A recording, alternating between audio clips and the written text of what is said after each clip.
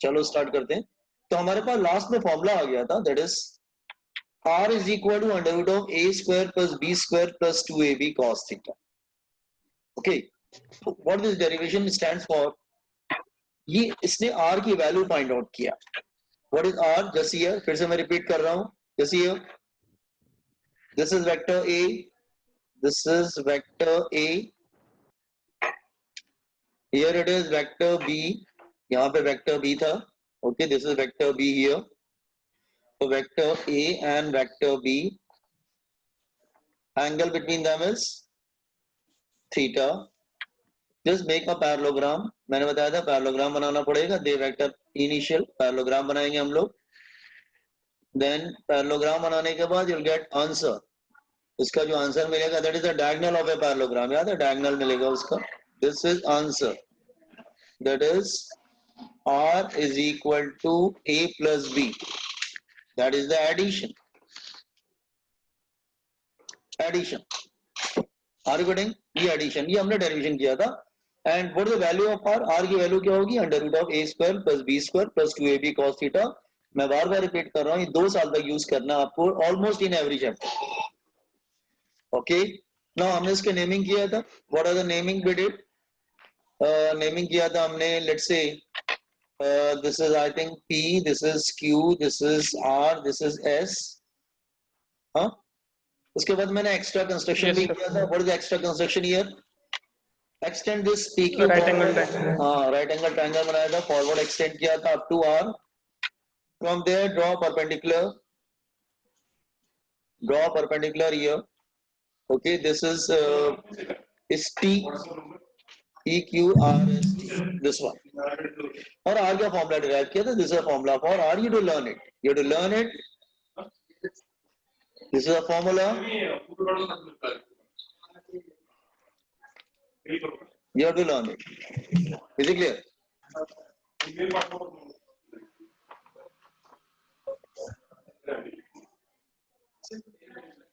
No, you have to learn it.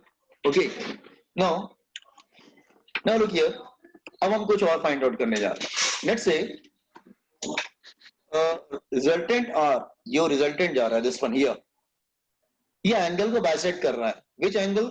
ये theta को bisect कर रहा है। Theta is the whole angle. ये जो पूरा एंगल था, दिस इज थीटा। और मैंने बताया था corresponding angles are equal, this is also theta, because they are corresponding angles. तो आर जो है ना, इसको बाइसेक्ट कर रहा है। तो बाइसेक्ट इक्वली तो नहीं कर रहा है। लेट्स से तुम्हें बाइसेक्टिंग एंगल चाहिए, देन अगर तुमको बाइसेक्टिंग एंगल चाहिए, लुक हियर, तो let's say this side angle is alpha and other side angle is beta. This side angle is alpha, other side angle is beta. So you see, अगर R इस तरह से जा रहा है तो वो एंगल को बाइसेक्ट कर रहा है, एंगल थीटा को बाइसेक्ट कर रहा है। तो एंगल थीटा को इक्वली बाइसेक्ट नहीं कर रहा है, नो, इक्वली बाइसेक्ट नहीं कर रहा है। तो let's say resultant R angle A से अल्फा का एंगल कितना बना रहा है? अल्फा। और ये एंगल B से एंगल बना रहा है जैसे बीटा। इसका मतलब वो एंगल को बाइसेक्ट कर रहा है, that is alpha plus beta. ठीक है, बाइसेक्ट कर रहा है। You want this alpha, alpha beta चाहिए। अल्फा बीटा कैसे मिलेगा? Look here, take this triangle, bigger triangle, triangle PTR, this bigger triangle PTR. Apply the formula for tan alpha. Tan alpha is equal to, tan alpha is opposite upon adjacent. So PR upon opposite upon adjacent, that is PT. Are you getting? tan alpha PR upon PT कैसे आया? Yes? अच्छा, PT को क्या लिख सकते हैं आप? Last में बताया था, लास्ट लेक्चर में PT को क्या लिख सकते हैं? PQ plus that is equal to TR upon PQ plus QT. This one. Put the values, value रख देते हैं। TR की वैल्यू क्या है? TR की वैल्यू मालूम नहीं, PQ की वैल्यू तो मालूम है। Yes, put the values. PQ की वैल्यू क्या है? जस्ट सी, PQ की वैल्यू है A, PQ की वैल्यू तो A मिल गया। बाकी अब इसकी वैल्यू कैसे मिलेगी, टी आर और क्यू टू की कैसे मिलेगी। टेक दिस स्मॉलर ट्राइंगल, ये छोटा वाला triangle low, just here triangle, this one smaller triangle, smaller right angle triangle, QTR.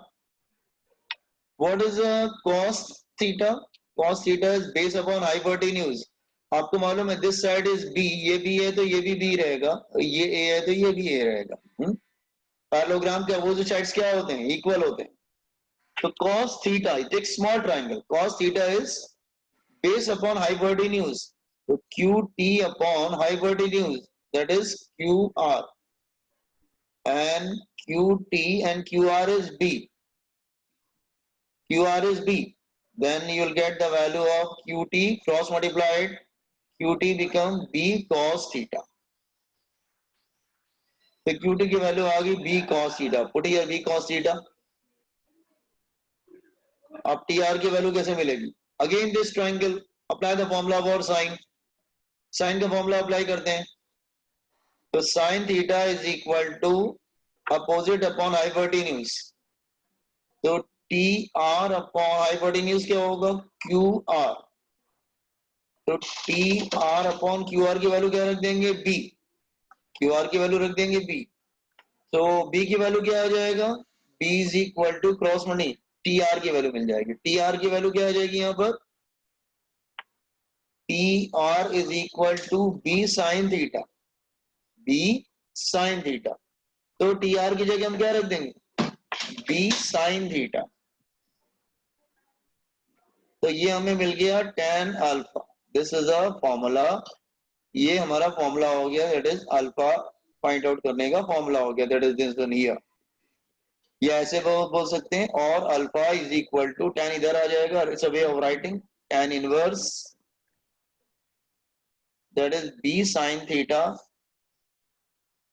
Upon a plus b cos theta,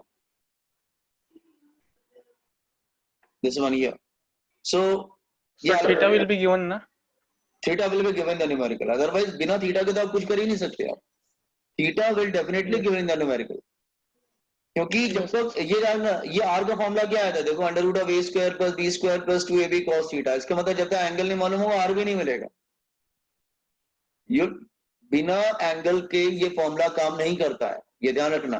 competent this one also.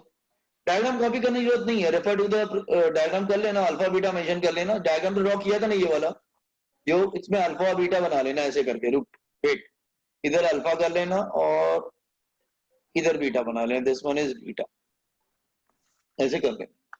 Diagram draw करने की जरूरत नहीं, no again, no need to draw diagram again. तो छोटे वाले triangle से हमने Q T और टी आर निकाल के सब्स्टिट्यूट किया होगा।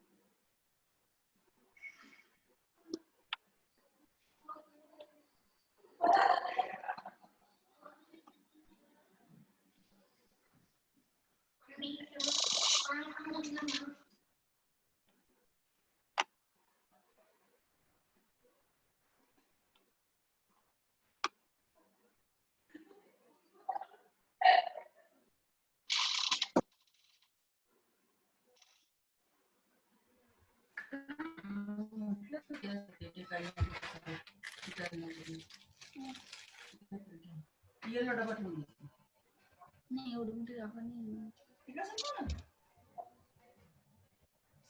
Satu pun itu. मैं नहीं कर रहा।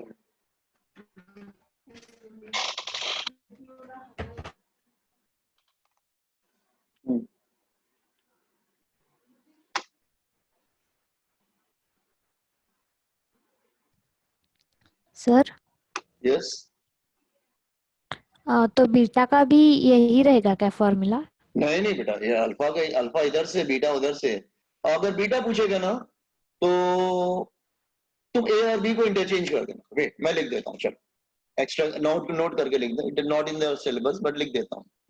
अगर तुम्हें बीटा चाहिए ना तो ए की जगह बी कर दो, बी की जगह ए कर दो, ए की जगह बी कर दो, बी की जगह ए कर दो।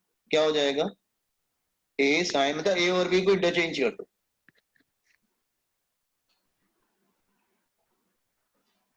Are recording? तो तुम अल्फा सर का याद थीटा कर, माइनस अल्फा किए तो भी चलेंगे? तो भी चलेगा, इसीलिए मैंने नहीं बताया। बीटा को वैसे भी कर सकते हैं बेटा, थीटा माइनस अल्फा भी कर सकते हैं, तो भी मिल जाएगा। हाँ, इन केस अगर प्रॉब्लम है ना तो एक काम करना, फिर ए और बी को इंटरचेंज करने, डायरेक्ट बीटा मिल जाएगा फिर आपको।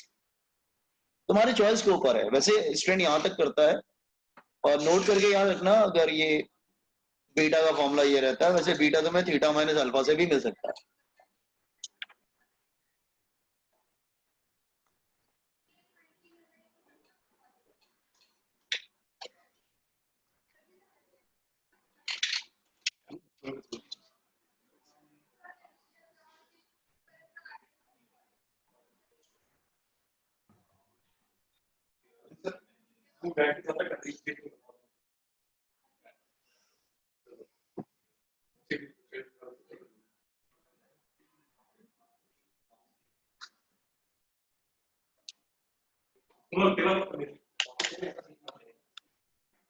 सर बीटा एक बार समझो ना।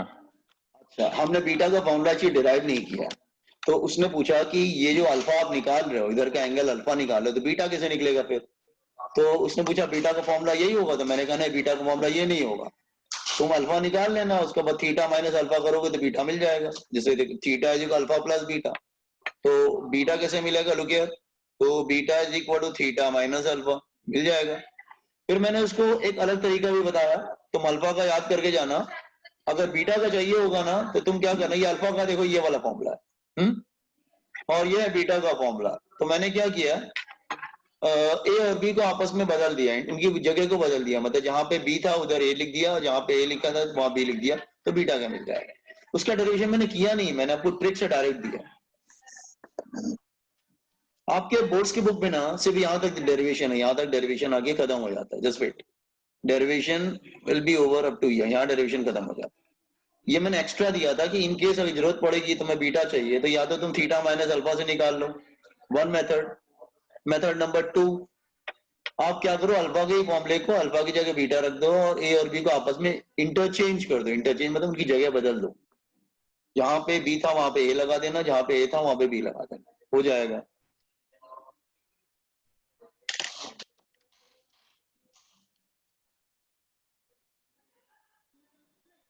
थोड़ा ऊपर लेना सर। हाँ सर ओके, ऊपर लो ना सर। हाँ जस्ट ये वाला डायग्राम।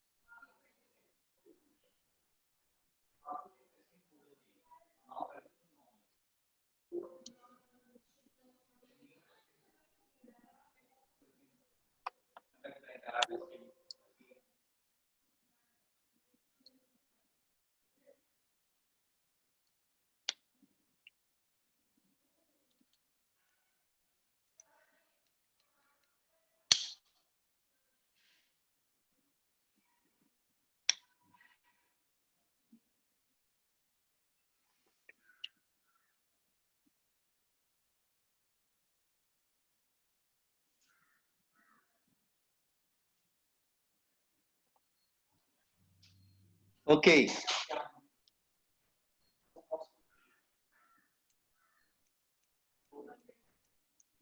Done sir.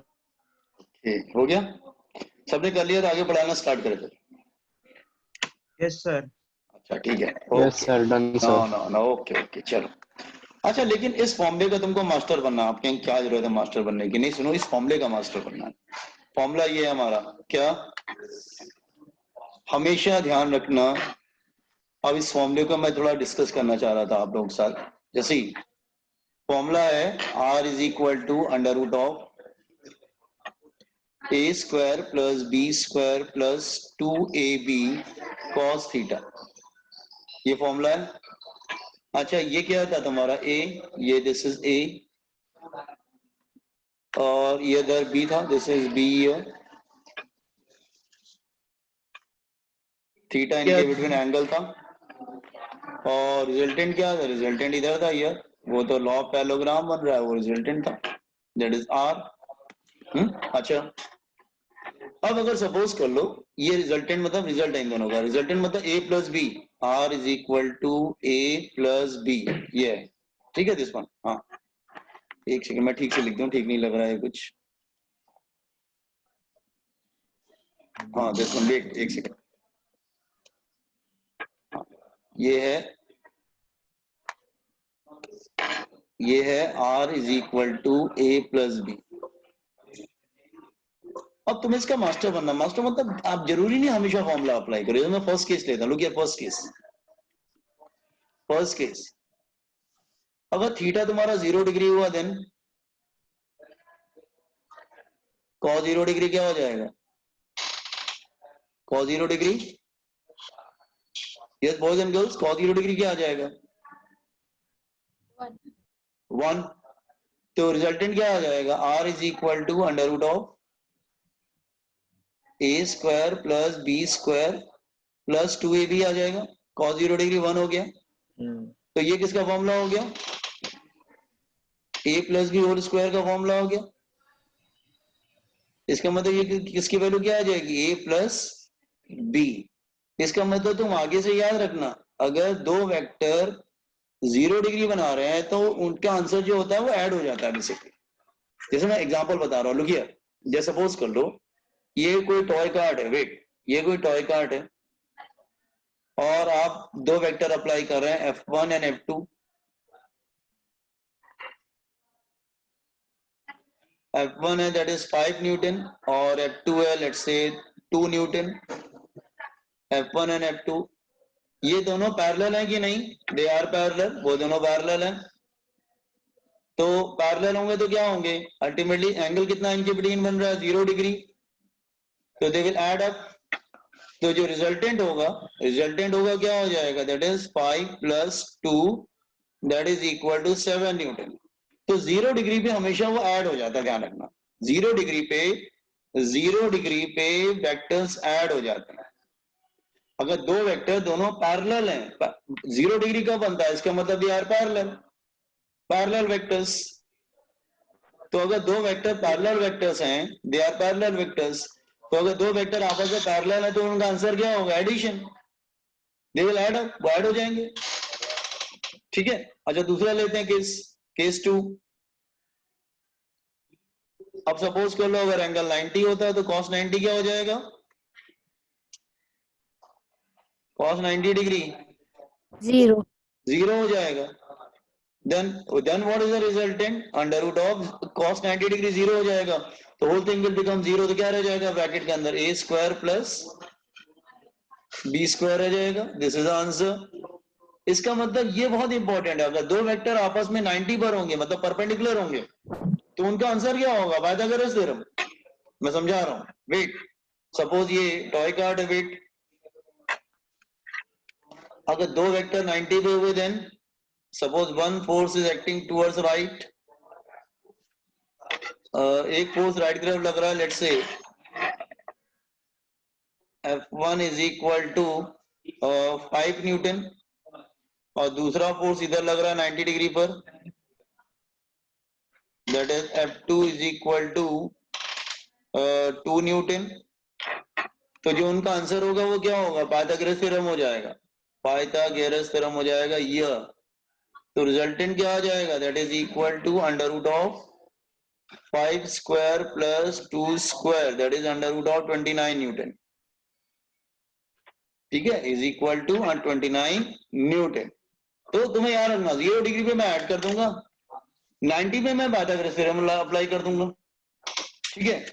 और अगर कोई और एंगल होता, लुक यार मैं कोई और एंगल लेके बताता हूं, अगर 180 होता देन केस 3 ले लेता हूं। केस 3 अगर एंगल 180 बन रहा है then what will happen?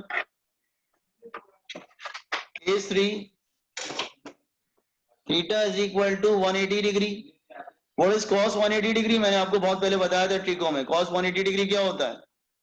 -1। -1। Very good. cos 180 degree ध्यान रखना -1 होता है।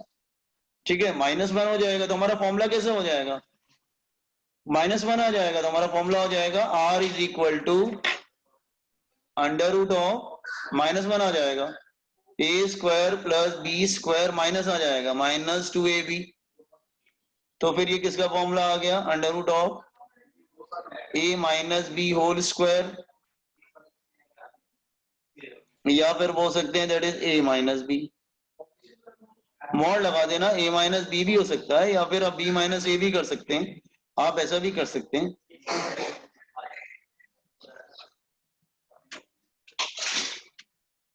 तो a माइनस बी भी हो सकता है और b माइनस a भी हो सकता है। a minus greater minus smaller कर देना, और क्या है, ये a माइनस बी भी हो सकता है या फिर b माइनस a भी हो सकता है, मतलब ग्रेटर माइनस स्मॉलर। इसका मतलब r की वैल्यू क्या हो सकती है? a minus B mod. Mod मतलब ग्रेटर माइनस स्मॉलर। अब देखो अगर 180 बन रहा हो, look here again the same thing. अगर यहाँ पे मैं कोई टॉय कार्ड ले लेता हूँ, लेट्स से ये, एक सेकंड बेटा, एक सेकंड, एक सेकंड। एक फोर्स इधर अप्लाई कर रहे हैं that is F1 is equal to 5 newton, और दूसरा फोर्स इधर अप्लाई कर रहे हैं let's say F2 is equal to 2 newton. तो जो रिजल्टेंट होगा वो क्या होगा? 5 minus 2 that is equal to 3 newton. समझा क्या? Okay, just a minute. हाँ यस, न्यूमेरिकल्स में यूज करना है, यू आर राइट, न्यूमेरिकल्स में यूज करना है, ऑफ कोर्स न्यूमेरिकल में यूज करना है। ठीक है, सो रिमेंबर, देखो मैं फिर समझा रहा हूँ, ये एक्चुअली फॉर्मूला हमारा क्या है? फॉर्मूला हमारा क्या है कि उसमें cos थीटा आता है। फॉर्मूला हमारा क्या है कि ये cos थीटा आता है। अब cos थीटा की वैल्यू तो बहुत सारी वैल्यूज हो सकती हैं, और एडिशन की बात हो रही, यू आर एडिंग हियर। देखो बेटा तुम ऐड कर रहे हो, ये एडिशन का फॉर्मूला है। cos 0 डिग्री, अब एंगल पर डिपेंड करता है, बिकॉज cos थीटा आ रहा है। cos 0 degree is 1, cos 90 0, cos 180 is -1। तो उसकी वैल्यू a प्लस बी भी हो सकती है, under root of a square plus B square भी हो सकता है 90 पे। और यहाँ पे देखो माइनस हो जा रहा है, लेकिन तुम ऐड कर रहे हो बेसिकली, याद रखना cos 180 डिग्री पे माइनस हो जाता है। एक्चुअली वो एडिशन हो रहा है पूरा। वो अगर दो वेक्टर अपोजिट होंगे तो ऑफकोर्स माइनस हो जाएंगे वो। कॉपी दिस, इसको कॉपी कर लो एडिशन का फॉर्मूले को। 3 केसेस हमने किए। अगर एंगल 0 डिग्री है, एंगल 90 डिग्री है, एंगल 180 डिग्री है।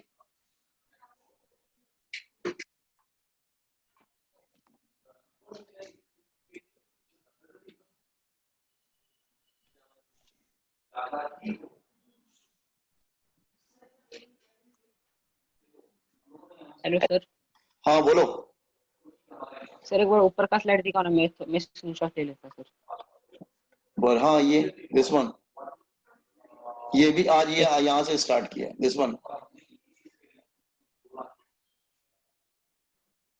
Done sir. अभी इधर स्टार्ट किया हमने, स्पेशल केसेस लिए हमने।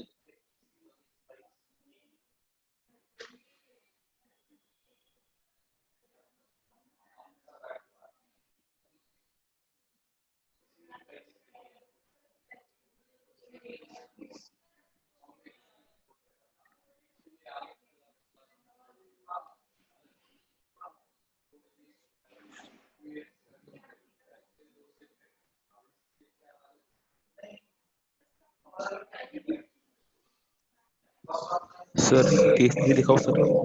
हाँ केस 3, हाँ सर, स्क्रॉल डाउन। रुको सर। अच्छा अच्छा रुक जाओ, पहले 1 और 2 कर लें तो सबको।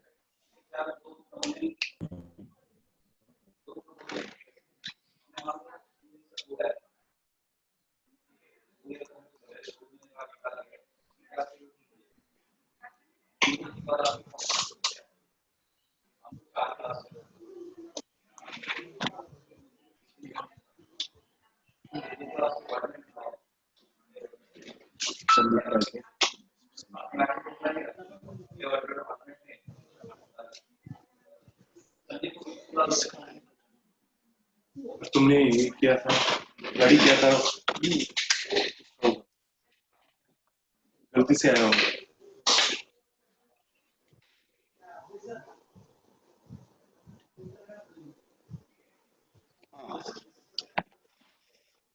Then the third one, 180. Sir ऊपर लो ना, बाकी ऊपर का।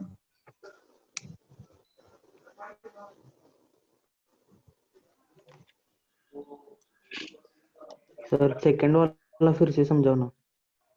अगर दो वेक्टर 90 पे हैं तो 90 पे मतलब कौन सा एंगल लग जाएगा? Pythagoras theorem. 90 पे मतलब cos 90 डिग्री क्या होता है? 0।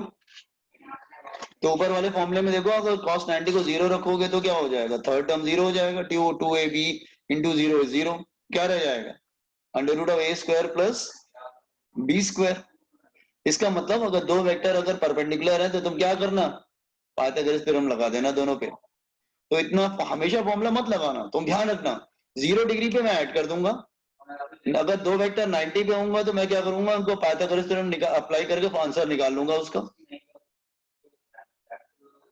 अरे बच्चा आपने किया हुआ है, मैं आपको समझाता हूँ आपने कहाँ किया है। मैं दोबारा समझाता हूँ, देखो आपने लोअर स्टैंडर्ड में किया था। आपने लोअर स्टैंडर्ड में क्या किया था? लुक हियर, एग्जांपल लेके बताता हूँ आपको। टीचर जब लोअर स्टैंडर्ड में पढ़ा रहा था तो बता रहा था जैसे कोई पर्सन जा रहा है ईस्ट 4 मीटर, फिर वो जाता है नॉर्थ 3 मीटर। तो डिस्प्लेसमेंट कैसे निकालते थे आप? Shortest distance between the initial position and final displacement ये आता था कि नहीं? हाँ, तो डिस्प्लेसमेंट आप निकालते थे, that is under root of 4 square plus 3 square that is equal to 5 metre. वो कहां से आता था? तो वही पाइथागोरस थ्योरम से तो आ रहा है। अगर दो वेक्टर आपस में परपेंडिकुलर हैं तो पाइथागोरस थ्योरम अप्लाई करना पड़ता है। तो एक्चुअली वो आप लोग वहां पे पाइथागोरस थ्योरम अप्लाई करते थे, लेकिन यार वो वेक्टर था बेसिकली। अगर आप ईस्ट जा रहे हो फिर नॉर्थ जा रहे हो तो डिस्प्लेसमेंट क्या था? Displacement is a vector. तो डिस्प्लेसमेंट क्या था? Shortest distance between the initial position and final position. तो वहां पे दो वेक्टर 90 पे है तो पाइथागोरस थ्योरम लग जाता था ना, under root of 4 square plus 3 square that is equal to 5 metre. याद आया? तो बेसिकली दो वेक्टर अगर 90 पे होते हैं ना तो यार को पाइथागोरस थ्योरम अप्लाई कर देते हैं हम लोग, ठीक है। और अगर दो वेक्टर अपोजिट है मतलब अपोजिट तो माइनस हो जाते हैं। 180 डिग्री cos 180 डिग्री इज -1।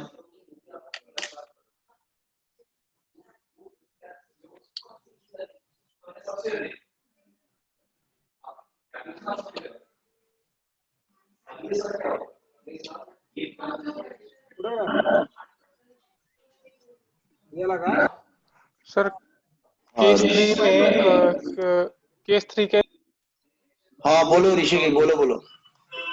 हाँ प्रणव को करे, हाँ बोलो। हाँ ऋषिकेश बोलो। Rishikesh, you want to say anything?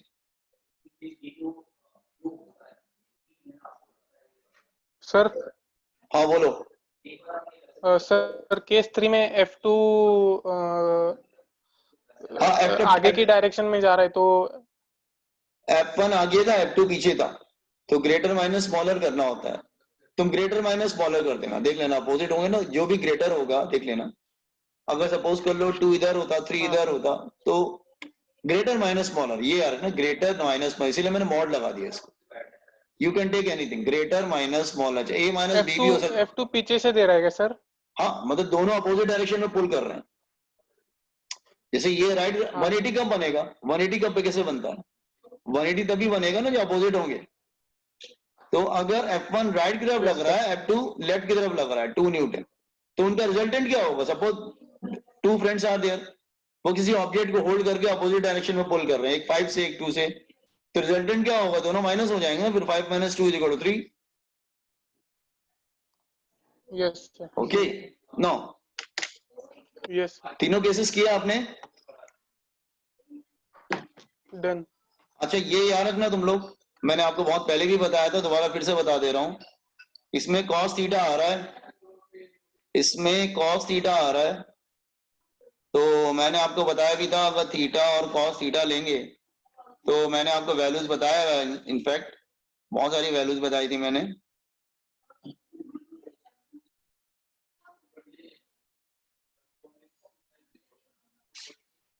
ये 0 डिग्री था, दैट इज क्या था फिर 30 degree, then 45 degree, then 60 degree, then 90 degree, then 120 degree, 135 degree, 150 degree and 180 degree, 37 degree and 53 degree, ये भी बताया था मैंने।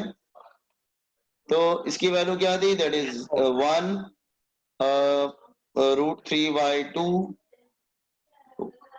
1/√2, that is equal to 1/2, that is equal to 0, then minus 1/2, minus 1/√2, minus √3/2, minus 1, और ये तो ट्राइंगल बनता था, याद है?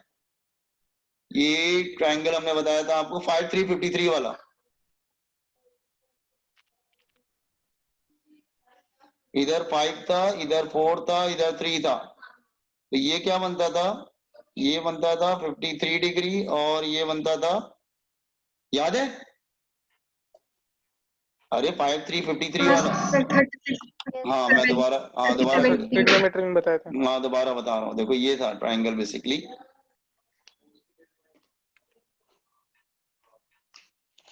राइट एंगल ट्राइंगल था, ये 90 था, जिधर 5 3 होता था उधर क्या बनता था 53 डिग्री, और दूसरा वाला बनता था 37 डिग्री, और ये 4 होता था, 5 ट्रिपलेट बनता था।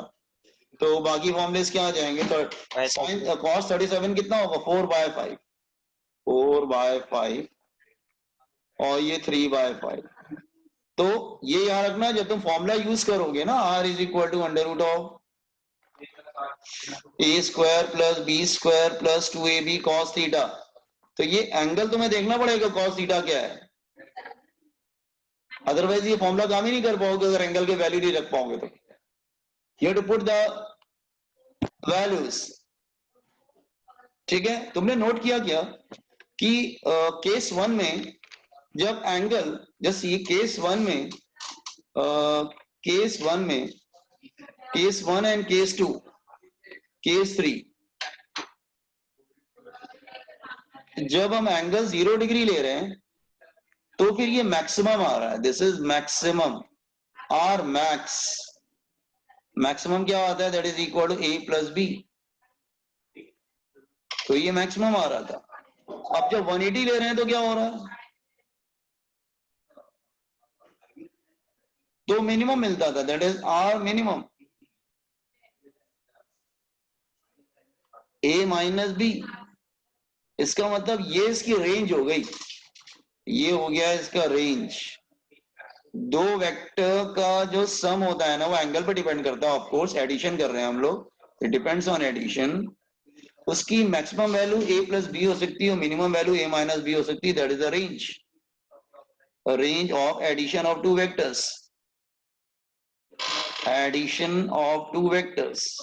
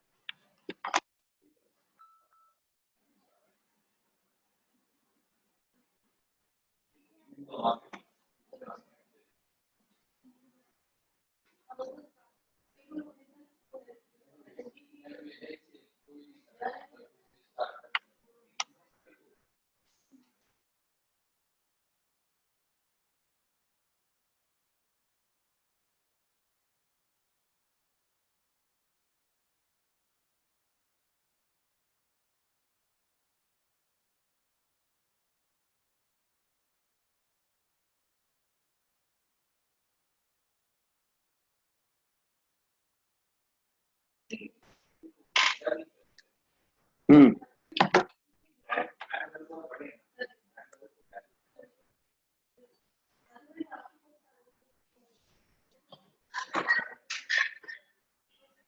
Done, sir.